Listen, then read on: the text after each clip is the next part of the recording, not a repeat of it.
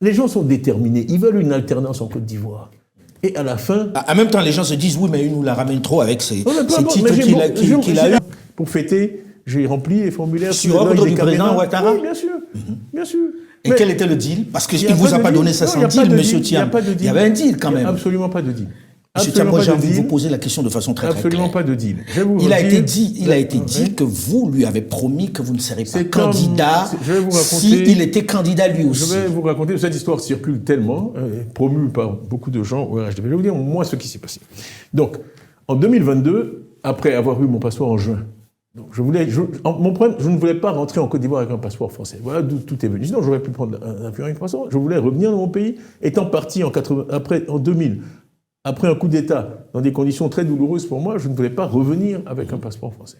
Donc c'est pour ça que j'ai obtenu le passeport ivoirien. Le passeport vert, ils m'ont dit que la valise diplomatique passait seulement de temps en temps, que j'avais droit au passeport diplomatique, mais il aurait fallu que j'attende que la valise passe à l'ambassade de Paris. C'est pour ça qu'ils m'ont donné un passeport vert. Le passeport vert, ils m'ont dit que la valise diplomatique passait seulement de temps en temps, que j'avais droit au passeport diplomatique, mais il aurait fallu que j'attende que la valise passe à l'ambassade de Paris. C'est pour ça qu'ils m'ont donné un passeport vert. Il n'y a pas de deal, mais pour fournir un passeport vert, quand même, ça ne se donne pas comme ça, on donne les documents. J'ai vu la difficulté avec laquelle, par exemple, le président Gbagbo a eu du mal à avoir les signes. J'ai le dossier, j'ai donné un certificat de nationalité qui a été délivré à Toumoudi, que ma famille est allée chercher. Mais vous aviez un certificat de nationalité alors que vous aviez un passeport français? Oui, mais parce que je n'en ai jamais empêché. Écoutez, je ne veux pas citer trop de noms, mais le nombre d'Ivoiriens qui ont un passeport français, vous rigolez? Vous rigolez? Vous êtes sérieux? Et qui ont des papiers ivoiriens, mais il y en a des dizaines de milliers. Mais est-ce qu'à un moment, vous lui avez dit au président Ouattara que vous ne serez pas candidat s'il est candidat? J'arrive, je vous fais la genèse des choses. Août 2022, mon souhait, parce que moi je fais des vœux, c'était que si Dieu faisait, parce que je suis parti vraiment de Côte d'Ivoire dans des conditions douloureuses, en 2000 après le coup d'État. Après ça, j'ai aidé, moi je n'aime pas les pouvoirs militaires, j'ai aidé le président Gbagbo à faire partir le général Guèye. Quand le général Guèye est parti en novembre 2000, M. Gbagbo m'a demandé de revenir en Côte d'Ivoire. Je suis revenu pour 24 heures. Il m'a fait l'honneur de me recevoir avec son épouse, Simone, et ma sœur, Yamoussou. Il m'a dit qu'ils avaient fait un sondage au FPI et qu'ils envisageaient de me nommer Premier ministre. Et je lui ai dit, moi, je ne souhaite plus faire de politique. Ça a été une expérience de 6 ans. J'ai repris ma carrière dans le privé. Je suis content qu'il y ait un civil au pouvoir en Côte d'Ivoire. Vraiment, on reste en contact, mais merci. Il ne m'en a pas tenu rigueur, je suis parti. Voilà comment je suis parti. La dernière fois de Côte d'Ivoire, en novembre 2000. Août 2022.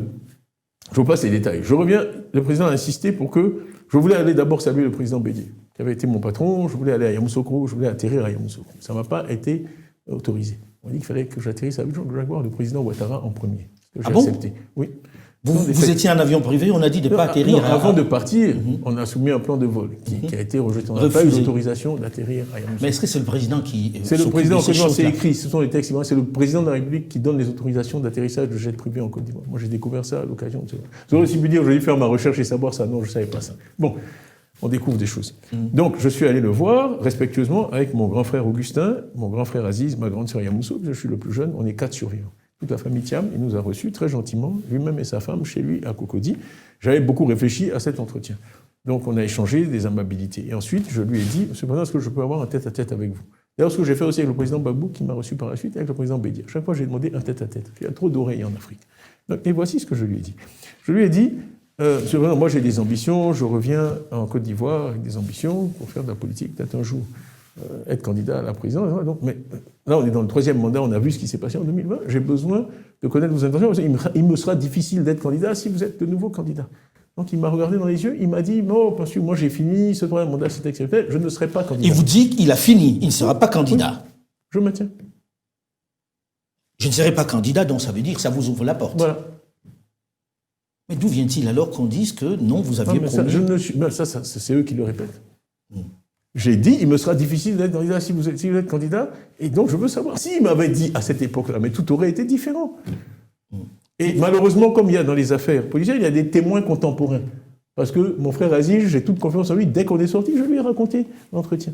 Donc il y a des témoins contemporains, c'est pas une histoire que j'invente aujourd'hui, c'est ce qui s'est passé. Là où je me suis dit, il y a de l'eau dans le gaz, c'est quand j'ai commencé à faire campagne, en 2023, que j'ai vu le niveau de toxicité de ce que le RHDP disait sur moi, le niveau de violence déjà, pour m'empêcher d'être président du PDCI, vous savez quand même ce qui s'est passé.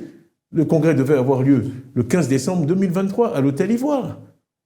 On a suscité 2 plaintes de 2 secrétaires généraux de section, 2 plaintes bidons, sur 6800 qui sont allés l'après-midi à une session du tribunal à laquelle nous n'avons pas assisté contre le PDCI. Moi, on avait des rumeurs